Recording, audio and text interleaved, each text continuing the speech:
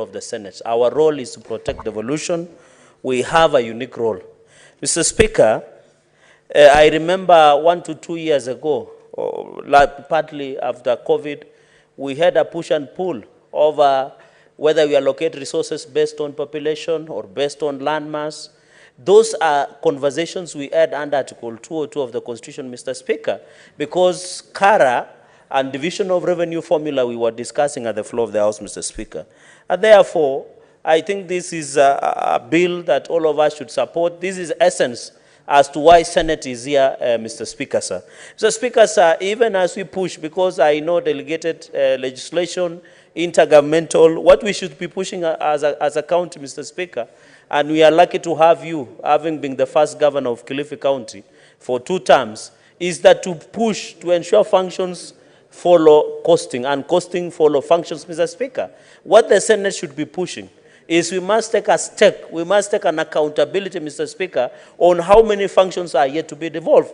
And that is how we can make and then allocate money, Mr. Speaker. Like, for example, the issue of Kenya National Library Services, Mr. Speaker, that now has been given 425 million.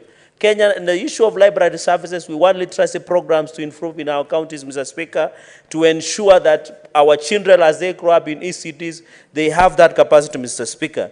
Mr. Speaker, one thing I wanted the committee to do, and I agreed to some extent, some of the colleagues that our committees, Mr. Speaker, do not sit in vain, is that we should ensure that all these things that we are talking about devolve functions as per the 4th schedule. We must ensure, like transfer of library services, I thought we should have more services, Mr. Speaker, being transferred to ensure we go through that, Mr. Speaker. So, Speaker, I want to tell the Senate that the fact that CRA recommended 4.7 billion for counties, Mr. Speaker, that's my second point. The fact that Treasury has recommended 385 billion. Governors, Mr. Speaker, have recommended 425 billion. Mr. Speaker. Mr. Speaker, I'm surprised by our colleagues that we should stand with the truth and take a position. What is the position of the Senate? 385 billion is a realistic figure. Mr. Speaker, in the first half, we collected 999 billion by KRA, which is falling short.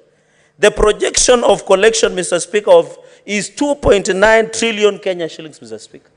We cannot collect KRA taxes when our brothers and sisters in the minority side continue to call for demonstrations.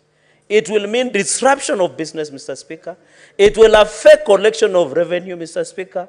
Mr. Speaker, there are towns in this country, and the Prime Cabinet Secretary mentioned one, that it is as risky as 1,000 ways of dying, and they call sons of stupid, Mr. Speaker.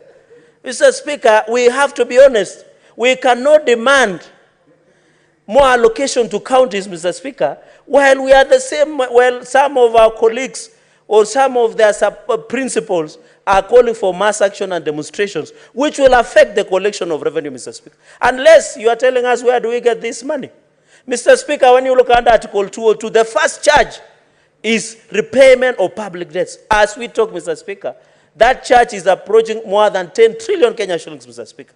We are talking about the budget, Mr. Speaker, the financial budget of 2023-2024 budget policy statement of 3.6 trillion, Mr. Speaker. And we want to laud the President William Ruto's government.